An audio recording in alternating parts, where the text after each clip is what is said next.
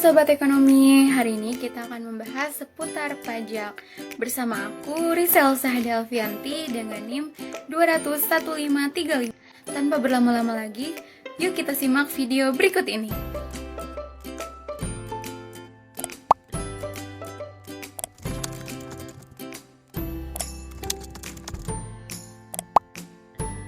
Belajar menyenangkan bareng Kak Sahda. Halo Sobat Ekonomi, hari ini kita akan membahas seputar pajak. Di pajak itu ada apa aja sih? Kita akan membahas apa itu PBB, BPHTB, dan Bea Materai.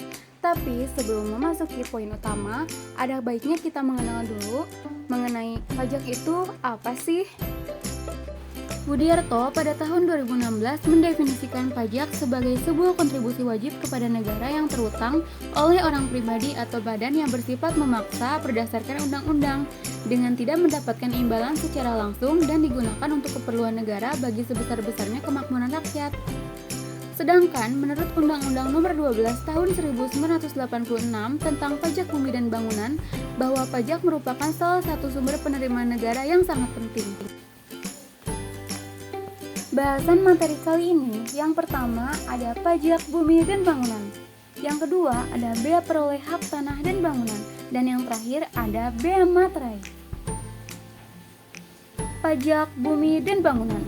Menurut Undang-Undang Nomor 12 Tahun 1994, PBB adalah pajak yang bersifat kebendaan dalam arti besarnya pajak yang terutang ditentukan oleh keadaan objek bumi, tanah, dan atau bangunan. Subjek pajak.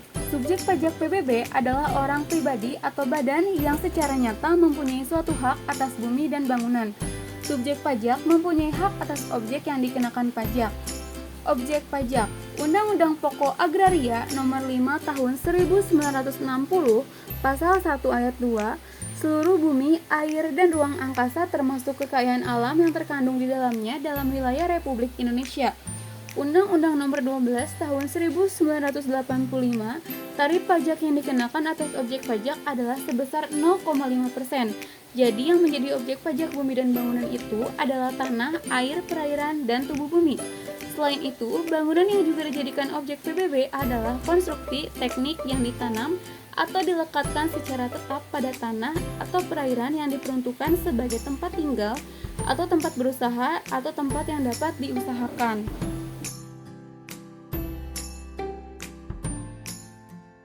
NJOP, NJKP, NJOP, TPKP.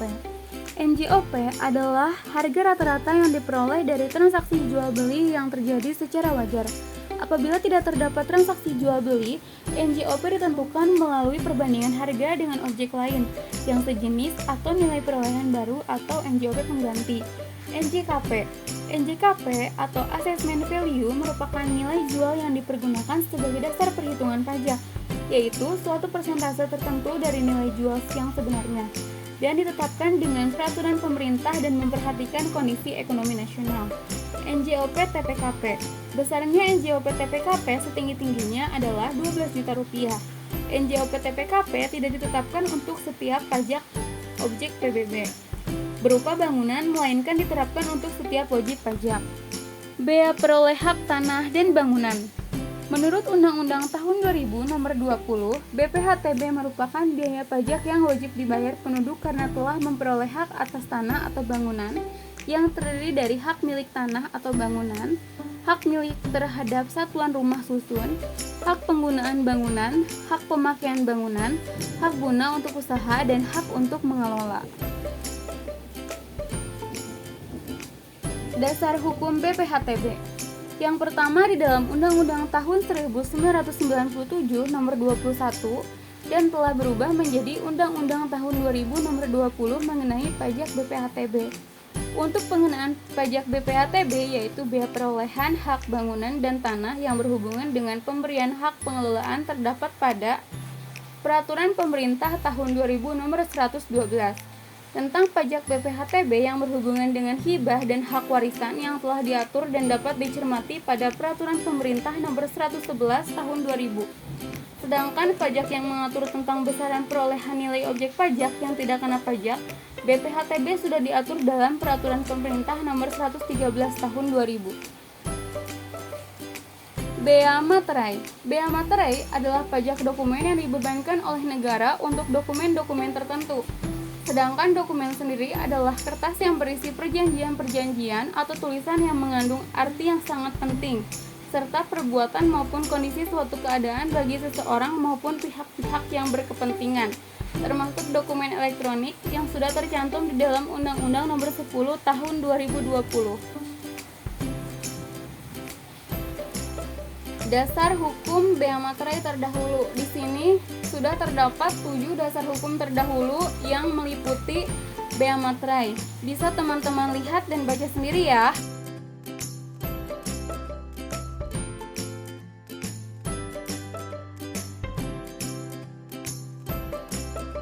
Dasar hukum yang berlaku. Dasar hukum yang berlaku mengenai bea materai terdapat 2. Yang pertama, Peraturan Menteri Keuangan Nomor 4/PMK.03 Tahun 2021 tentang pembayaran bea materai, ciri umum dan ciri khusus materai tempel, materai dalam bentuk lain, dan penentuan keabsahan materai, serta pemateraian kemudian. Yang kedua, Undang-Undang Nomor 10 Tahun 2020 tentang bea materai. Objek bea materai. Bea materai dikenakan atas dokumen yang dibuat sebagai alat untuk menerangkan mengenai suatu kejadian yang bersifat perdata. Dokumen yang digunakan sebagai alat bukti di pengadilan.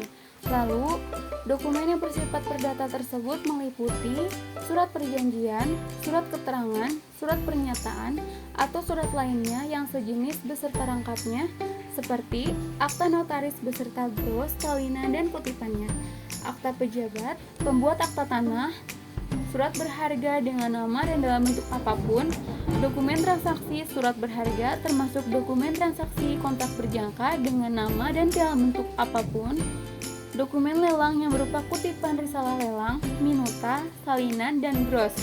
Lalu, dokumen yang menyatakan jumlah uang dengan nilai nominal lebih dari 5 juta rupiah yang menyebutkan penerimaan uang atau berisi pengakuan bahwa utang seluruhnya atau sebagiannya telah dilunasi atau diperhitungkan, dan yang terakhir dokumen lain yang ditetapkan dengan peraturan pemerintah. Tarif bea materai. Bea materai yang berlaku mulai 1 Januari tahun 2021 sebesar Rp10.000 sesuai yang telah ditetapkan dalam Undang-Undang Nomor 10 Tahun 2020 bahwa materai tempel memiliki ciri umum dan ciri khusus. Ciri umum paling sedikit memuat gambar lambang negara Garuda Pancasila, frasa materai tempel, dan angka yang menunjukkan nilai nominal. Memiliki ciri khusus sebagai unsur pengaman yang terdapat pada desain, bahan, dan teknik cetak yang dapat bersifat terbuka, semi tertutup, dan tertutup. Ketentuan lebih lanjut mengenai penentuan ciri umum dan ciri khusus pada materai tempel serta pemberlakuannya sudah diatur dalam Peraturan Menteri. Sekian materi pembelajaran seputar pajak hari ini.